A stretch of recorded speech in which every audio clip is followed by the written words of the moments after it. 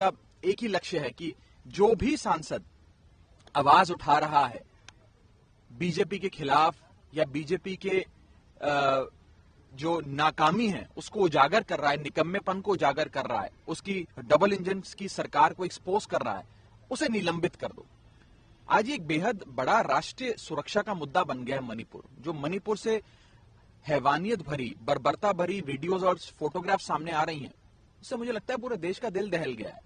आपने देखा कि कैसे एक कारगिल युद्ध के समय हमारे देश का एक जवान, एक सूबेदार जिसने देश के लिए लड़ाई लड़ी, देश की प्रभुता अखंडता की रक्षा करी, आज उसकी धर्म पत्नी को निर्वस्त्र करके जिस प्रकार से परेड कराया गया और छेड़छाड़ करी गई, उनके साथ कुकर्म किया गया, वो बेचारा सूबेदार कह रहा है कि मैंने देश की रक्षा तो करी, लेकिन मैं अपने परिवार की, अपनी पत्नी की रक्षा नहीं कर पाया। इससे अभद्र दृश्य इस देश के लिए क्या हो सकता है? ये महिला सुरक्षा का मुद्दा है, राष्ट्र सुरक्षा का मुद्दा। और इसलिए हम कहना चाहते हैं, विपक्ष की मांग क्या है, हम सब साथियों की मांग क्या है कि मन की बात बहुत हो गई, अब मणिपुर की बात हो। देश के संसद के मॉनसून सत्र में, जो कि अभी सेशन चल रहा है, उस सेशन में अगर मणिपुर की चर्चा नहीं होगी तो कहां होगी? लेकिन गृह मंत्री कह रहे हैं कि हम तैयार हैं, उन्होंने कल बयान भी दिया कि हम दोनों सदनों में चर्चा के लिए तैयार है, विपक्ष की बाधा उत्पन्न कर रहा है। विपक्ष तो लगातार नोटिस दर्ज कराकर अपनी बात रख रहा है कि रूल 267 के अंतर्गत बहस कराइए, सरकार बहस शुरू करे, अपना पक्ष रखे, फिर विपक्ष अपना पक्ष रखे, तमाम सदस्य बोलें और इस विचार विमर्श, इस बहस से जरूर कोई समाधान निकलेगा। आज दुख की बात है कि दुनिया के कई बड़े देशों की जो संसद है, यूएस की संसद कह लीजिए और अन्य देशों की संसद कह लीजिए, वो संसद मणिपुर के मुद्दे पर गंभीर है, वो चर्चा करना चाह रही है। दुनिया के कई संसद भवनों में इस पर चर्चा हो भी गई है, लेकिन ये हमारे भारत देश का ही संसद है जिसमें मणिपुर पे चर्चा नहीं हो रही। क्यों नहीं हो रही है, ये मैं पूछना चाहता हूं। एक महत्वपूर्ण विषय आपके सामने रखना चाहता हूं। क्यों मैं कह रहा हूं बार बार कि मणिपुर का विषय मात्र मणिपुर का विषय नहीं है, ये एक राष्ट्र सुरक्षा का विषय है।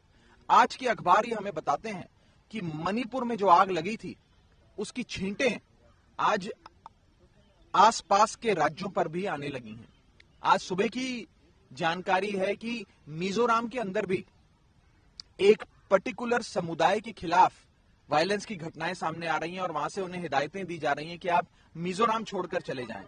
तो कहने का मतलब यह है कि यह अब विषय सिर्फ मणिपुर का नहीं रहा, ये एक प्रकार से पूरे नॉर्थ ईस्ट का मसला बनता जा रहा है। इसीलिए हम सरकार से हाथ जोड़कर विनती करते हैं कि संज्ञान लें। सदन में डेकोरम और डिसिप्लिन की बात कर रहे हैं, जो राज्यसभा के सभापति, कल उन्होंने कहा उससे हम समझौता नहीं कर सकते, सभी सदस्यों को सवाल उठाने का अधिकार है, आवाज उठाने का अधिकार है, लेकिन आपको डिसिप्लिन मेंटेन करना चाहिए, जो संजय सिंह नहीं कर रहे थे, उनका ये कहना था। जब जब सदन में विपक्ष जनता की आवाज उठाना चाहता है, ज्वलंत मुद्दे पर बहस चाहता है और सरकार वो बहस से भागती है, तो इसी प्रकार के लोकतांत्रिक हथियार लोकतंत्र को मजबूत करते हैं।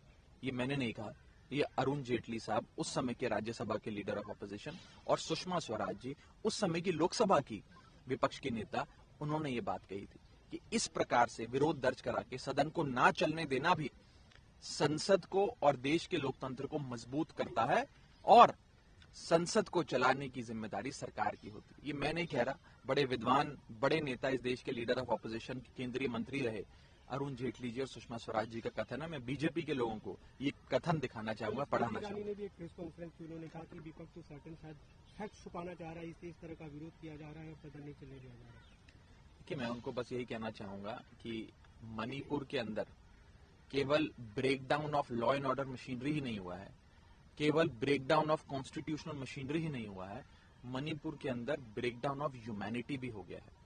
और मेरी हाथ जोड़कर विनती है केंद्र सरकार के तमाम मंत्रियों से, केंद्र सरकार से, कि भारत के संविधान का पालन करे, आर्टिकल 355 और 356 लागू करे और मणिपुर के गवर्नर के आह्वान पे, जो रोज चैनल पर आकर खुद कह रही हैं, अखबारों के माध्यम से कह रही हैं, इंटरव्यू देकर कह रही हैं कि मणिपुर जल रहा है, मणिपुर को बचा लो, तुरंत प्रभाव से एन बीरेन सिंह की भाजपा राज्य की मणिपुर सरकार को बर्खास्त कर राष्ट्रपति शासन मणिपुर में लगना चाहिए, प्रेसिडेंट्स रूल लगना चाहिए, आर्टिकल 356 का पालन होना चाहिए। इस मुद्दे पे पूरे देश भर में प्रोटेस्ट करने वाले हैं, दिल्ली में भी जंतर मंतर पे प्रोटेस्ट का प्लान है। जी, आम आदमी पार्टी आज देश भर में, हमारी तमाम इकाइयां देश के कोने कोने में मणिपुर के लोगों की आवाज उठाएंगी और प्रयास करेंगी कि मणिपुर के लोगों की चीखें सत्ता में बैठे लोगों के कानों तक पहुंचे। एक अंतिम सवाल, आप संजय सिंह सस्पेंड हो चुके हैं आम आदमी पार्टी की, और आम आदमी पार्टी एक वोट जुटाने की कोशिश कर रही है अध्यादेश के मुद्दे पर, अगर वो बिल के रूप में आता है, क्या रणनीति रहेगी? नहीं, देखिए, हम सबसे पहले तो प्रयास करेंगे चेयरमैन साहब से मिलकर कि चेयरमैन साहब, आप हम सबके आदरणीय हैं, हमारी लड़ाई कोई चेयरमैन से तो है नहीं, हमारी लड़ाई बीजेपी से, बीजेपी की लड़ाई हमसे है। आम आदमी पार्टी बनाम बीजेपी, बीजेपी बनाम आम आदमी पार्टी है। तो हम चेयरमैन साहब से रिक्वेस्ट करेंगे कि बिल्कुल ही डिस्पैशनेटली और पूरी स्वतंत्रता से इस विषय को फिर से देखें, इस पे पुनर्विचार करें, और संजय सिंह की जो सदस्यता को आप लोगों ने निलंबित किया है, उनको सस्पेंड किया है, उसे वापस लें। मैं मांग रहा हूं कि आप लोगों ने मिलने के लिए, हमने कल भी जब उनको सस्पेंड किया गया उसके 5-7 मिनट बाद ही उनके चेंबर में जाकर उनसे बैठक करी। लगभग मुझे लगता है 25-30 मेंबर्स ऑफ पार्लियामेंट उनके कमरे में मौजूद थे, अन्य राजनीतिक दलों के एमपीज मौजूद थे, और सिर्फ मैंने नहीं, क्योंकि मैं आम आदमी पार्टी से आता हूं, बल्कि तमाम राजनीतिक दलों के सांसदों ने चेयरमैन साहब से निवेदन किया कि आप इस पर पुनर्विचार करते हुए अपने इस निलंबन को रिवोक करें, और अगर आपको कोई सजा देनी है किसी सदस्य को तो 1 दिन की सजा दे दीजिए, 2 दिन की सजा दे दीजिए, पूरे सत्र के लिए सस्पेंड करना उचित नहीं है। ये हमने हाथ जोड़कर विनती करी है। हम उम्मीद करेंगे कि वे अपने फैसले पर फिर से एक बार विचार करेंगे।